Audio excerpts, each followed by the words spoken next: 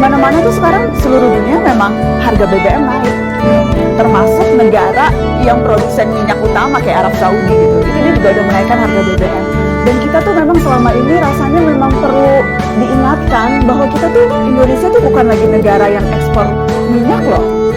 Sejak tahun 2008 kita itu udah jadi importir.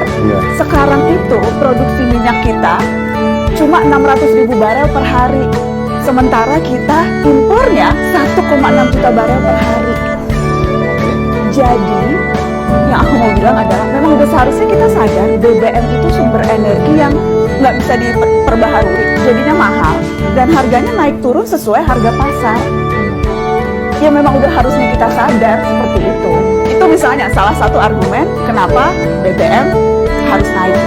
Tapi di sisi lain ada argumen lain nih, subsidi yang dikasih negara itu tuh paling hanya cukup untuk 4 bulan. Sementara inflasi yang akan terjadi, rentetan kenaikan harga karena harga BBM naik, itu tuh akan panjang. Jadi nggak akan sepadan, yang miskin akan tambah miskin. Ada nelayan di Tegal, dia. Assalamualaikum warahmatullahi wabarakatuh. Om Swastiastu, Namo Buddhaya, salam kebajikan, salam rahayu, selamat datang, selamat berjumpa lagi bersama Gus AA dalam channel Tanda Tanya Politik, semakin gila semakin asik. Sebetulnya saya sudah sejak dulu sedikit jengah dengan mata Najwa ini, dengan Najwa Shihab ini. Kenapa? Bertahun-tahun saya amati, kok kesannya nyerang pemerintah, tapi tidak pernah nyerang Anies Baswedan. Pada kasus DP 0% tidak pernah dibahas, pada kasus OKOC nggak pernah dibahas, sumur resapan nggak pernah dibahas, JIS tidak pernah dibahas, Formula E tidak pernah dibahas. Jadi banyak kekecewaan dari rakyat Indonesia karena Najwa Shihab ini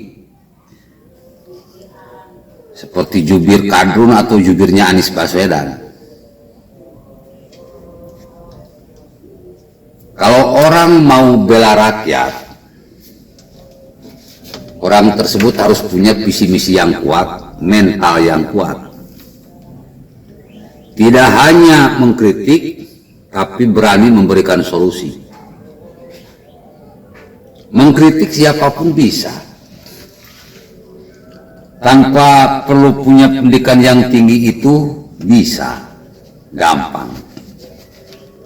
Tetapi memberikan solusi itu sudah dipastikan hanya orang yang punya pendidikan yang tinggi yang sanggup. Orang yang nggak punya pendidikan yang tinggi, nggak punya pengalaman, susah untuk memberikan sebuah jawaban dari suatu solusi, dari suatu masalah. Dari video barusan saya menyimak, bagus sekali pemaparannya, kritikannya mantap. Bahwa negara kita ini adalah bukan negara pengekspor BBM. Kita ini negara importir BBM. Jadi wajar kalau naik. Permasalahannya akan berimbas kepada rakyat.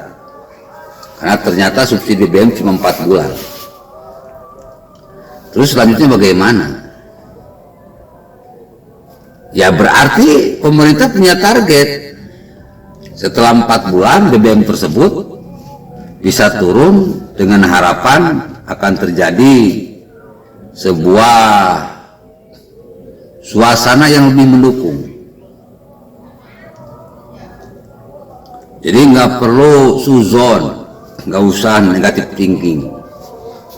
Kasihan pemerintah sudah kerja keras, tiap hari mobil bertambah,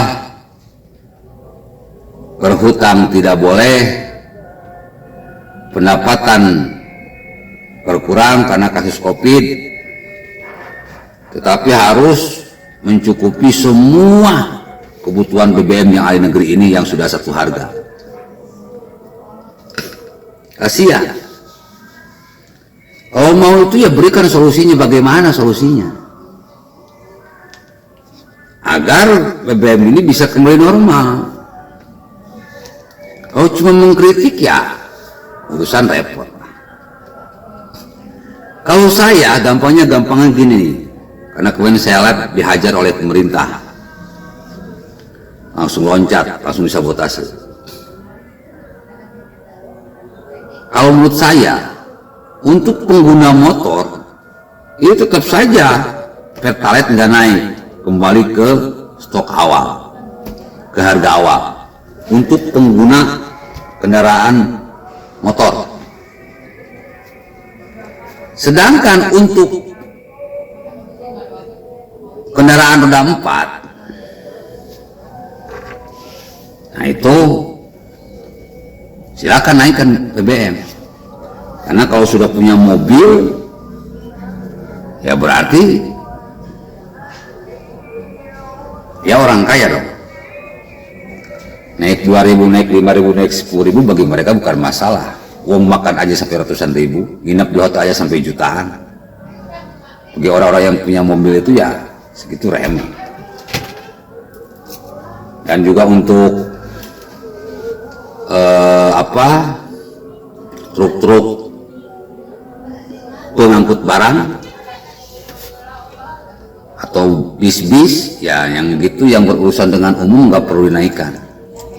Tapi hal-hal yang berhubungan dengan kebutuhan pribadi seperti mobil pribadi silakan naikkan. Karena sekarang itu sudah banyak orang yang punya mobil, artinya kesejahteraan sudah meningkat dan banyak orang-orang kaya. Saya kira kalau diterapkan cara seperti ini, solusi BBM ditentang oleh rakyat akan selesai. Memang pemerintah tidak boleh menggeneralisasi. Pemerintah harus tahu mana yang harus dinaikkan, mana yang tidak perlu dinaikkan, agar tidak goncang perekonomian kita dan tidak goncang perpolitikan kita. Assalamualaikum warahmatullahi wabarakatuh.